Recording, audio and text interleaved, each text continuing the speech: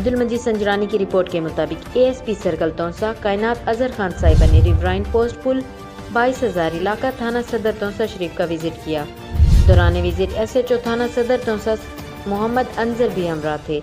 ASP صاحبہ نے police ملازمان کو ڈیوٹی کے بارے میں بریف کیا کہ اپنی ڈیوٹی ایمانداری محنت لگن سے سر انجام دیں۔ پولیس ملازمان کے درپیش مسائل دریافت کیے اور ان مسائل کو فوری حل کرنے کے احکامات موقع پر جاری کیے۔